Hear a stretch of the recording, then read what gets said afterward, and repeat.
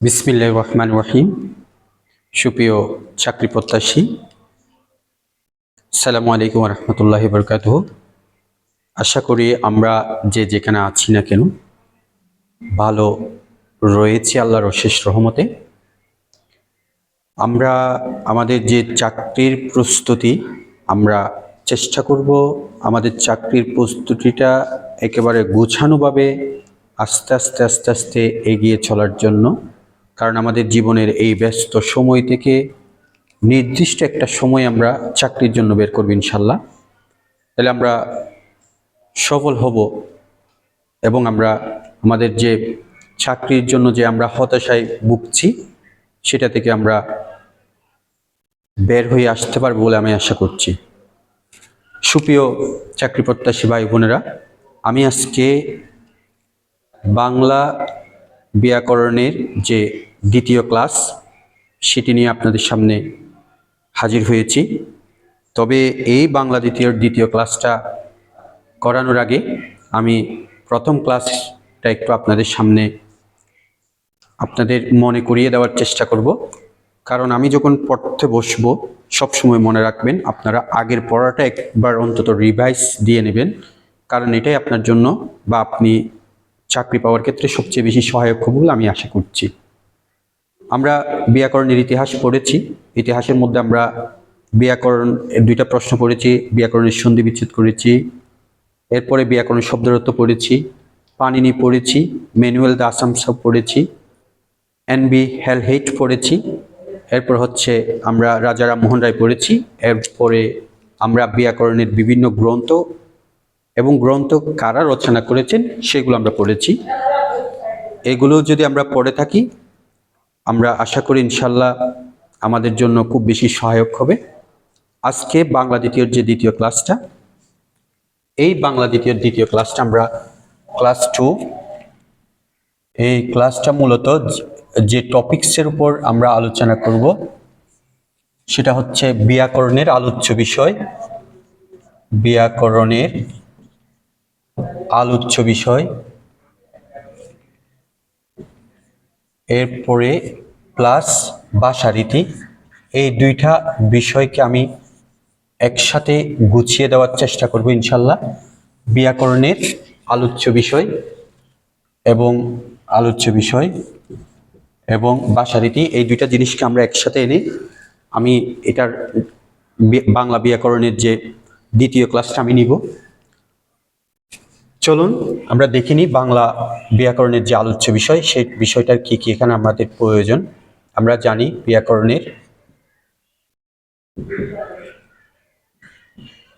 ব্যাকরণের আলোচ্য বিষয়।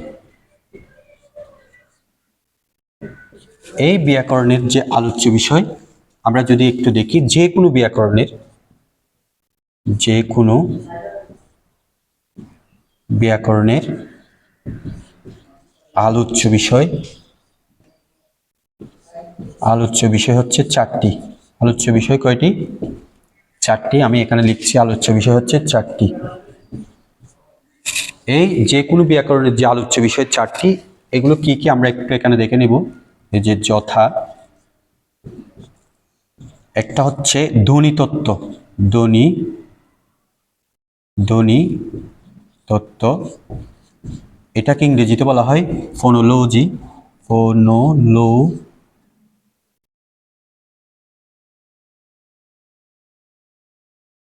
ফোনোলজি।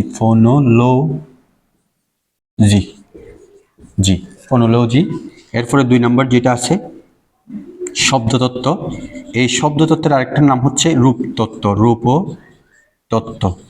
এই রূপতত্ত্বের ইংরেজি নাম হচ্ছে মরফোলজি।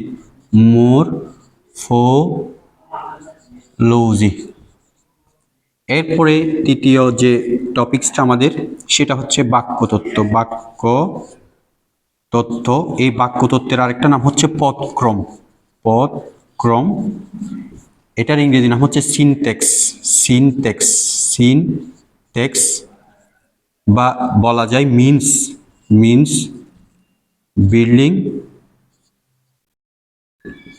বিল্ডিং সেন্টেন্স, এটাও বলা যায়। অনেক সময় এসে থাকে সিনট্যাক্স অর্থ কি। এরপর হচ্ছে আমরা যদি ধ্বনিতত্ত্ব, শব্দ বা রূপতত্ত্ব, বাক্য বা পদক্রমের অর্থতত্ত্ব, অর্থতত্ত্ব, এটার ইংরেজি নাম হচ্ছে সিমুন্টিক্স। সুপ্রিয় বাংলা যে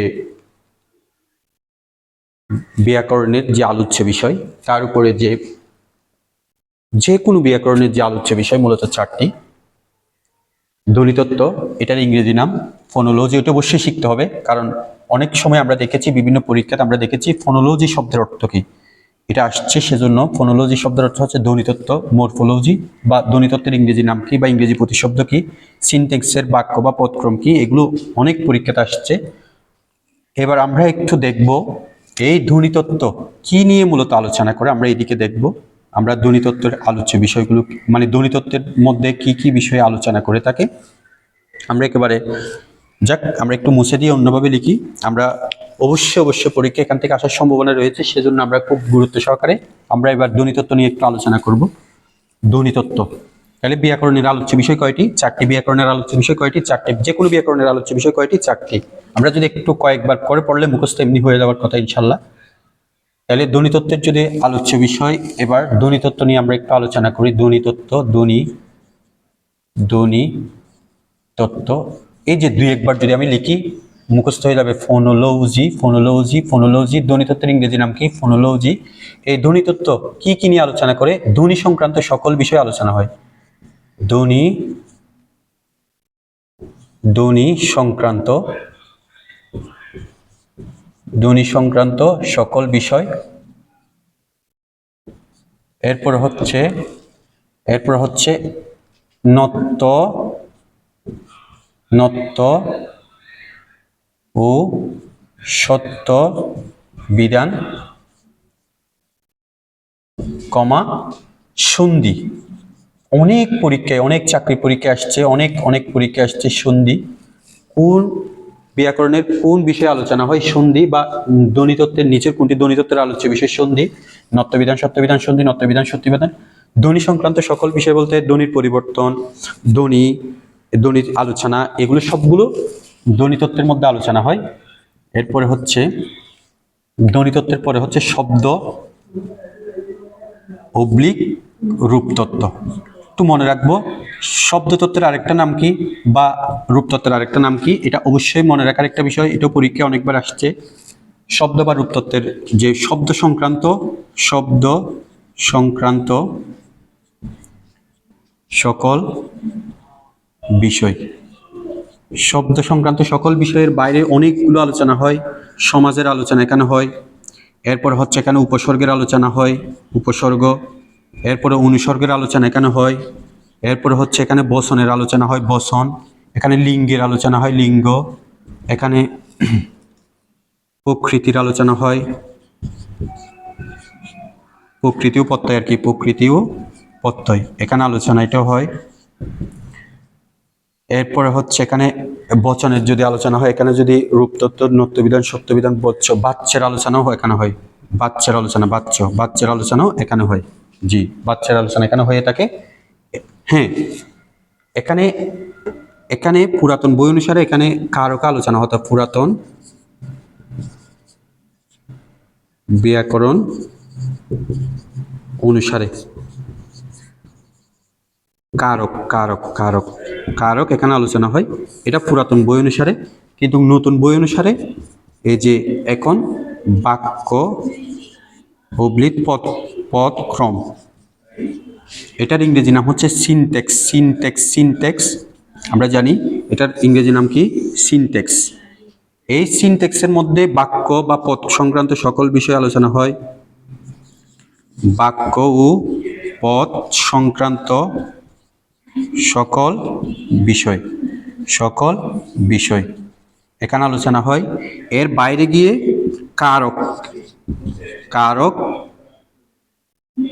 কারক এখানে আলোচনা হয়।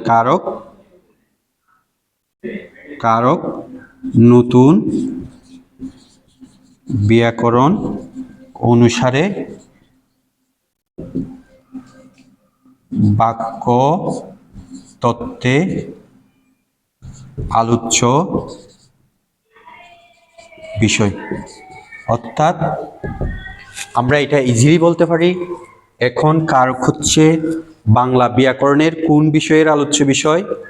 আমরা ইজিলি বলতে পারি বাংলা ব্যাকরণ কারক হচ্ছে, কারকের পাশাপাশি এখানে যৌতি চিহ্ন, ছেদ, যৌতি, বিরাম বা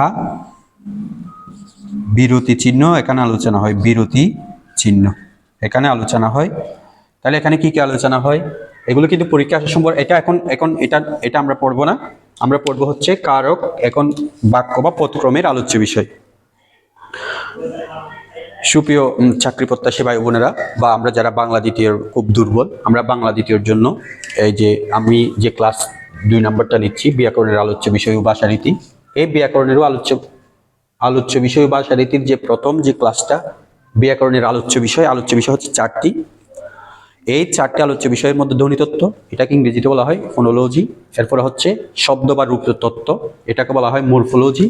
এরপরে হচ্ছে বাক্য বা পদক্রম, এটাকে বলা হয় সিনট্যাক্স। এরপরে অর্থতত্ত্ব, এটাকে বলা হয় সিমুনটেক্স। আমরা একটু কষ্ট করে এখানে এটা মুছে দিই, এটা যেহেতু আমাদের প্রয়োজন নাই, আমরা এটা লিখে ফেলতে পারি। এই যে এটা এখানে লিখে ফেললাম আমি, অর্থতত্ত্ব, এটাকে বলা হয় সিমুনটিক্স। এই যে সিমুনটিক্সের আলোচনার বিষয় হচ্ছে মূলত অর্থ সংক্রান্ত সকল বিষয়, অর্থ সংক্রান্ত সকল বিষয়। অর্থ সংক্রান্ত কি বিষয়? অর্থ সংক্রান্ত সকল বিষয় এখানে কি হয়? আলোচনা। অর্থ সংক্রান্ত সকল বিষয় এখানে কি হয়? আলোচনা হয়। এখানে অর্থ সংক্রান্ত সকল বিষয় এখানে আলোচনা হয়। তাহলে আমরা ব্যাকরণের যে আলোচ্য বিষয় রয়েছে এখানে এই ক্লাস 2 এর মধ্যে যে 2টা বিষয় একটা আমি একসাথে অ্যাড করেছি, একটা হচ্ছে ব্যাকরণের আলোচ্য বিষয়, আরেকটা হচ্ছে ভাষারীতি। আমরা ইতিমধ্যে ব্যাকরণের যে আলোচ্য বিষয় 4টি, এবং এই আলোচ্য বিষয়ের মধ্যে ব্যাকরণের কোন কোন পার্ট আলোচনা হয় সেগুলো আমরা অলরেডি লিখে ফেলেছি।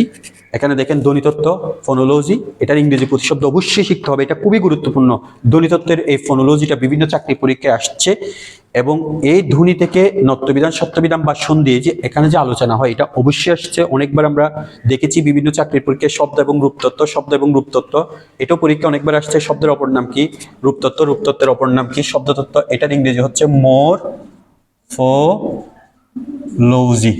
এটাও পরীক্ষা আসতে পারে। মরফোলজি, এটাও পরীক্ষা আসছে একবার না কয়বার, একবার চেয়ে বেশি আসছে মনে হয়। এরপরে শব্দ বা রূপতত্ত্বের অপর নাম শব্দতত্ত্ব, শব্দ সংক্রান্ত সকল বিষয়, সমাস, উপসর্গ, অনুসর্গ, বচন, লিঙ্গ, প্রকৃতি, প্রত্যয়, বাচ্য, এগুলো পরীক্ষায় আসতে পারে।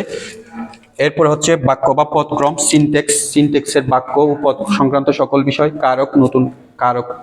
কারকটা পুরাতন বই অনুসারে ছিল শব্দ বা রূপতত্ত্বের মধ্যে, নতুন বই অনুসারে কারকটা আসছে হচ্ছে বাক্য বা পদক্রমের মধ্যে আলোচনা হয়, ছেদ, যুতি, বিরাম চিহ্ন এবং এরপরে হচ্ছে অর্থতত্ত্ব, অর্থ সংক্রান্ত সকল বিষয়। আমরা এবার ভাষারীতির মধ্যে যাব। ভাষারীতি আশা করি আপনারা লিখেছেন, আপনাদের লেখার বা স্ক্রিনশট নিয়ে রাখবেন, আপনারা আপনাদের খাতার মধ্যে নোটস করে পরবর্তীতে পড়ার জন্য আপনারা অত্যন্ত গুরুত্বপূর্ণ। তাহলে আমরা এখন যে বিষয়টা নিয়ে আলোচনা করব সেটা হচ্ছে ভাষারীতি। সুপ্রিয় ভাই বোনেরা, আসলে পড়ালেখা করা অনেকটা কষ্ট, সময় সাপেক্ষ একটা ব্যাপার। ধৈর্য সহকারে বসে পড়তে হয়, একটু সময় দিতে হয়, ধৈর্য সহকারে পড়তে হবে। আপনার মন চাইবে না, পড়তে চাইবে না, আপনাকে মনকে চেপে ধরে পড়াতে হবে। এটা হচ্ছে মেইন কথা। মানে মনের সাথে আপনাকে যুদ্ধ করতে হবে, মনের সাথে যুদ্ধ করে আপনাকে পেরে উঠতে হবে, তাহলে আপনি সফল হবেন। আমাদের মন অনেক কিছু চাই, যা আমরা চাই আমাদের জীবনের জন্য অশনি সংকেত, সেই জিনিসগুলোই আমার মন চায়। তাহলে ভাষারীতি, এই ভাষারীতি আমরা এভাবে যদি একটু লিখি, ভাষারীতিটা হচ্ছে, আমি এভাবে লিখছি, ভাষারীতিটা হচ্ছে 2 প্রকার। একটা হচ্ছে লৈকিক, এরপর হচ্ছে মৌখিক।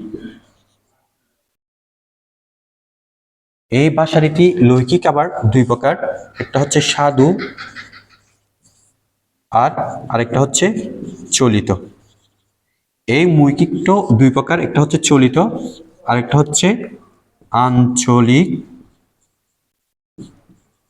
আঞ্চলিক বা উপভাষা। কি ভাষা? উপভাষা। পরীক্ষা যদি আসে ভাষারীতি থেকে, ভাষারীতি কত প্রকার বা কয়টি অংশ? দুইটি, একটা হচ্ছে লৈকিক আর একটা হচ্ছে মৌখিক। এবার লৈকিক ভাষা সাধু এবং চলিত, আবার মৌখিক ভাষা কি? চলিত এবং আঞ্চলিক বা উপভাষা। এই যে ভাষারীতি থেকে মোটামুটি এতটুকু।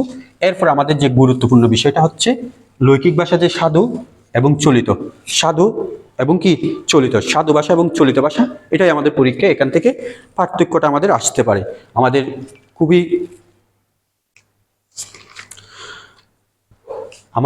খুবই প্রয়োজন হচ্ছে এই চলিত ভাষা এবং কি সাধু ভাষার যে পার্থক্য, আমরা সেটা লেখার সময় দিয়েছিলাম, আশা করি আপনারা লিখে নিয়েছেন। এরপর আমরা দেখব সাধু এবং চলিত ভাষার যে পার্থক্যটা রয়েছে সেখান থেকে পরীক্ষা আসতে পারে। সেজন্য আমরা কি করলাম, আমরা এখানে হিন্টস দিলাম, সাধু ও চলিত ভাষার পার্থক্য।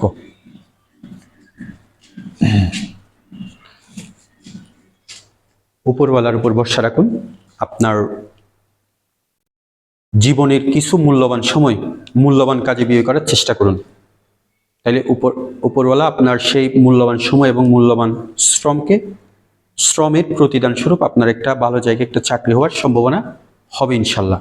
সেজন্য আমরা সময় দিব, আমরা পরিশ্রম করব, আমরা ভরসা রাখবো আল্লাহর উপরে এবং আমরা আল্লাহর উপরে ভরসা রেখে পরিশ্রম করবো, ইনশাল্লাহ সফলতায় আসবেই। সাধু চলিত ভাষার পার্থক্য, সাধু কি ভাষার পার্থক্য? চলিত ভাষার পার্থক্য, খুবই ইম্পর্টেন্ট। তাহলে আমি এদিকে সাধু ভাষা, এরপর এটা হচ্ছে চলিত ভাষা। তাহলে আমরা বুঝি যে সাধু শব্দটা মূলত সাধু ভাষার যে প্রথম যে, এটা হচ্ছে ব্যাকরণের নিয়ম মেনে চলে। সাধু ভাষাটা মূলত ব্যাকরণের নিয়ম মেনে চলে। এখানে সাধু ভাষা চলিত ভাষাটা ব্যাকরণের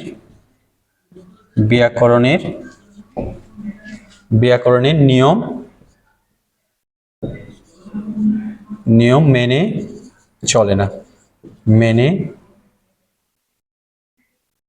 চলে না,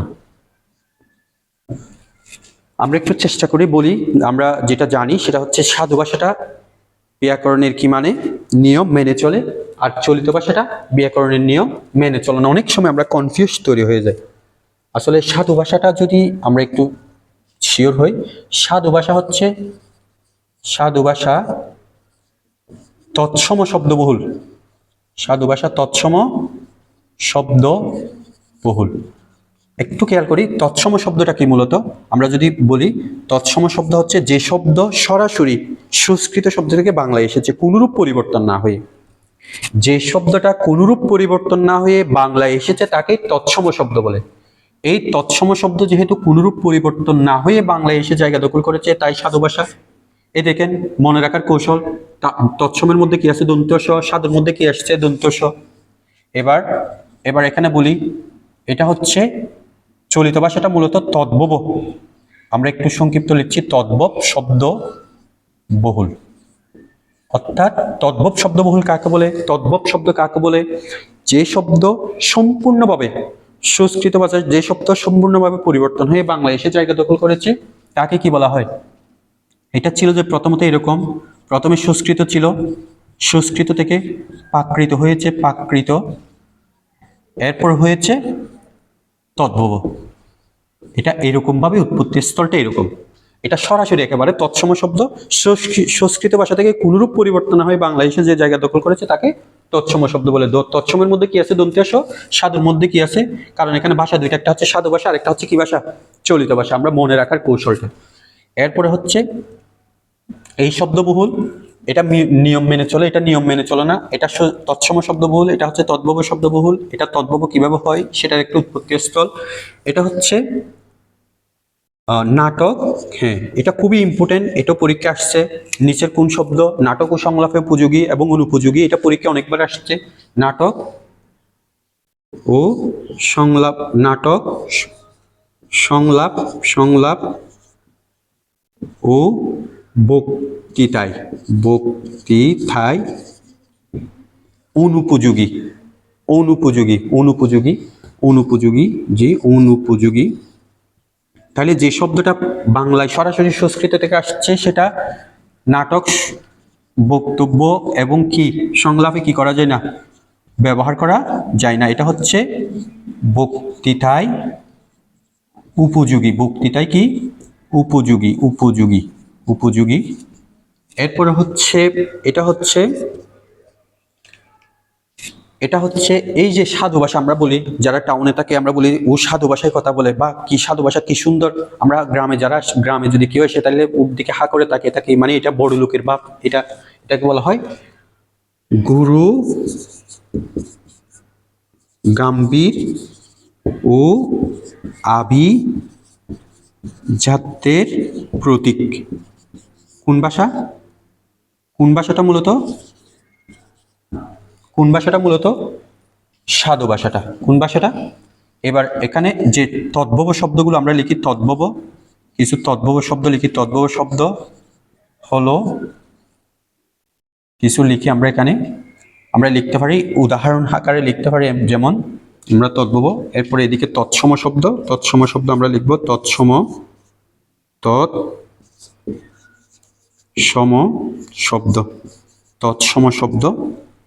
আমরা জানি তদ্ভব শব্দ হচ্ছে যেটা একেবারে পরিপূর্ণভাবে কি হয়ে গেছে, পরিবর্তন হয়ে গেছে। যেমন আমরা লিখতে পারি চামার, চামার। এরপর হাত, এটা ছিল হস্ত, হতো হাত, হ্যাঁ। এরপর হচ্ছে হাত, হতো চামার, জি। এই শব্দগুলো হচ্ছে মূলত তদ্ভব শব্দ। এখানে চন্দ্র, সূর্য, এরপরে হচ্ছে নক্ষত্র, এরপরে নক্ষত্রের পরে আমরা ধর্ম শিখতে পারি, ধর্ম ইত্যাদি, ধর্ম ইত্যাদি। সুপ্রিয় ভাই বোনেরা, আমরা জানি আমাদের আজকের এর মধ্য দিয়ে বাংলা ব্যাকরণের যে দ্বিতীয় ক্লাসটি, এই যে সাধু এবং চলিত ভাষার পার্থক্যের মধ্য দিয়ে আমরা শেষ করছি। আমি আশা করছি আপনারা যদি ক্লাস 2টা দেখে থাকেন, বা আপনারা যদি পারেন রিভাইজ দিয়ে যদি একটু পড়েন, চেষ্টা করেন, ইনশাল্লাহ আপনারা এই ক্লাস 2টি ক্লাস থেকে ইনশাল্লাহ একটা প্রশ্ন আপনারা নিশ্চিতভাবে এক নম্বরের এমসিকিউ খুব অল্প পড়ার মধ্যে আমি মনে করি, আমি 2টা দিলাম না, কিন্তু মাস্ট বি আপনারা এখান থেকে একটা প্রশ্ন আপনাদের পরীক্ষায় দেখতে পাবেন বলে আমি আশা করছি। নাইলে ব্যাকরণের ইতিহাস, নাইলে অবশ্যই খুবই ইম্পর্টেন্ট একটা হচ্ছে পার্ট হচ্ছে, সেটা হচ্ছে ব্যাকরণের আলোচ্য বিষয়টা খুবই গুরুত্বপূর্ণ। এখানে সাধু এবং চলিত ভাষার যে পার্থক্য, অনেক সময় এখান থেকেও আমরা পরীক্ষায় অনেকবার আসছে, বিশেষ করে নাটক ও সংলাপে বক্তৃতায়, মানে নাটক সংলাপ ও বক্তৃতায় অনুপযোগী সাধু ভাষা, বা সাধু ভাষা কোথায় কোথায় অনুপযোগী এভাবে, বা নাটক সংলাপ বক্তৃতায় উপযোগী, অনেকভাবে আসছে, অনেকবার আসছে এই প্রশ্নগুলো। এই যে এখানে বা নিচের কোনটি তৎসম শব্দ, আমরা জানি তৎসম শব্দ চেনার উপায় কি, যুক্তবর্ণ থাকবে, তারপর হচ্ছে রেফ থাকবে, ফলা থাকবে, এরপরে মূর্ধন্য স থাকবে, মূর্ধন্য ন থাকবে। এই শব্দগুলো থাকলে দেখেন চন্দ্র এটা যুক্তবর্ণ, এরপরে রেফ আছে, এরপরে নক্ষত্র যুক্তবর্ণ, ধর্ম রেফ আছে। এই যে নিচের কোনটি তৎসম শব্দ বা তদ্ভব শব্দ, আমরা এরপরে শব্দ শিক্ষার মধ্যে এগুলো আরো ভালো করে শেখার চেষ্টা করব। এটা প্রাথমিকভাবে আপনাদের জন্য এই 2টা ক্লাস বাংলা দ্বিতীয় থেকে দেওয়া হয়েছে। ইনশাল্লাহ সামনে আর 2টা ক্লাস সাধারণ জ্ঞান থেকে দেব। এভাবে 2টা করে আমি বিভিন্ন ক্লাস দিব ইনশাল্লাহ। আপনারা আপনাদের প্রস্তুতি নিতে থাকেন, ইনশাল্লাহ আপনারা সফলই হবেন ইনশাল্লাহ। ভালো থাকবেন, সুস্থ থাকবেন। আসসালামু আলাইকুম ওয়া রাহমাতুল্লাহ।